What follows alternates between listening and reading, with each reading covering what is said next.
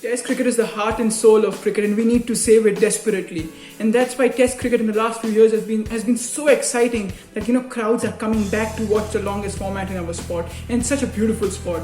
This year we had the World Test Championship final, a lot of exciting series to start with, a few midway and a nice one to end. And that's why I feel the perfect time to choose the Test 11 of 2021. Let's see who makes it. Hello and welcome to Crickpedia. I hope you enjoyed this video. Who's your first opener? The Sri Lankan captain Dimit Karuna. Fantastic season for him, scored 900 plus runs, averaging more than 60. He was so consistent at the top of the order, leading from the front, as that's what we expect from a captain. That's just what Dimit Karuna did for Sri Lanka, and very, very inspiring season for him.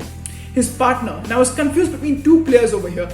Abid Ali, fantastic batting average, scored runs consistently for Pakistan. The way he started his career was phenomenal. He got 100 in his first test match and 100 in his first ODI. However, the season was even better than what he would have imagined. So many runs for Pakistan at the top of the order, leading from the front. That was something Abid Ali was doing consistently. Rohit Sharma, on the other hand, he scored 100 in India, scored runs in England, got 100 over there as well, scored a few 40s in Australia.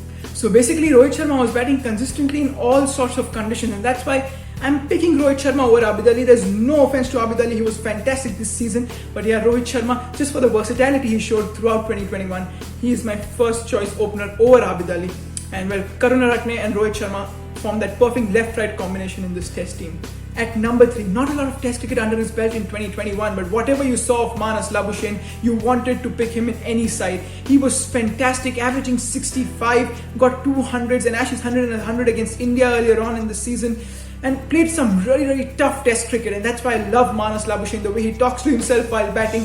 Came in place of Steve Smith in the Ashes tour of 2019 and almost became the next Steve Smith. He was fantastic this season. Manas Labuschagne, whenever Australia were in trouble, Labuschagne would come at number 3 and rescue them from that sort of situation. That's why I love Labuschagne at number 3.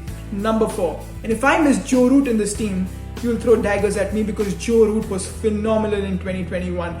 The highest run scorer in Test cricket, 1700 runs, just a few 80 runs behind Mohammad Yusuf's record of the most number of runs in a calendar year. Joe Root was simply a batsman you couldn't get out in any sort of conditions. Got hundreds in Sri Lanka, got a double 100 in India as well, got 300s in 3 games in England when he was playing against India, was the only person who was scoring runs for England in the Ashes.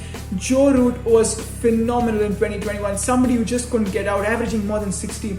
He was the guy, the perfect guy for number 4 throughout this 2021 season. Number 5, once again, 2 players actually are confusing me at this stage. Is it Fawad Alam from Pakistan, or is it Dhananjaya De Silva from Sri Lanka? Similar stats, and they're so similar that I can't even choose one of them. And that's why you can put an oblique between Fawad Alam and Dhananjaya De Silva, the sort of player you want, because their stats both averaging above 50, the sort of consistency both of them showed in their home conditions and away was fantastic. And that's the reason Fawad Alam and Dhananjaya De Silva together make that number 5 spot. At number 6, I'm going to choose my keeper. Now the dilemma for me is, should I choose a batsman who can keep or a keeper who can bat? If it was T20 cricket or ODI cricket, I would have chosen a batsman who can keep, because batting sort of is more important for a wicketkeeper in that format. In Test cricket, you need to keep safely for 90 overs. That's why I've decided to choose a keeper who can bat. 2 names came to my mind: Rishabh Pant and Mohammad Rizwan.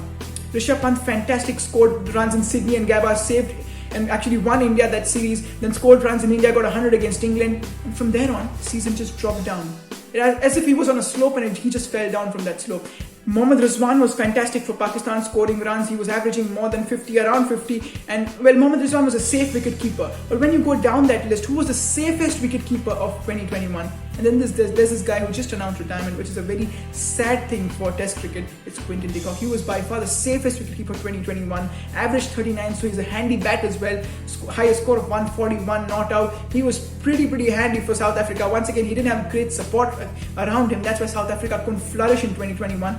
But Quentin Dick, let alone, he was fantastic. At number 7, I have this guy who's inspired me so much. Keeps on bowling those off spinners for India. Batted number 8 for India, but in this team he's going to bat at number 7, because the sort of batting performances he came out with, he's certainly a good handy batting number 7. The match he saved in Sydney, he batted out some 40-50 overs with a backache, then scored 100 against England in India. Fantastic. He was just the perfect number 7 for 2021 Test cricket, Ravichandran Ashwin. And obviously the bowler in Ashwin is somebody who cannot be compared the best off spinner I feel going around. Nathan Lyon is second to him, I've always said that. And Ashwin was just fantastic. He crossed Harbhajan Singh this year. He was fantastic in Australia, got so many wickets in India. England, he was in those conditions as well. He was consistently performing for us. In South Africa as well, he got the ball to turn a little bit. And I think Ashwin was just the perfect package this year. More than 50 wickets, most number of wickets in Test cricket this year. So that's the reason Ashwin makes my side at number 7. Number 8, Kyle Jameson. He didn't play a lot of Test cricket this year, but the sort of bowling Kyle Jameson did in England, in that World Test Championship final, in New Zealand, in India, wherever Kyle Jameson played, he was consistently penetrating through the batting order. Not that quick, but tall, bouncy, would bowl that awkward length and would force the batsman to come on the front foot and then would beat him from there. And that's why Kyle Jameson makes that perfect number 8 player. He's a handy bat, he can actually score those last few runs, and that's why I'm going with Jameson at number 8. Now 9, 10 and 11. Now at number 9, I was actually confused between 2 Pakistani fast bowlers. Should I go for Hassan Ali, right hand fast, fantastic, or should I go for Shaheen Afridi, left arm fast? Both of them equal number of wickets throughout this 2021 season, almost parallel with each other. Whenever they were penetrating through sides, they were troubling batsmen in their home condition as well, and a little bit of away touring as well.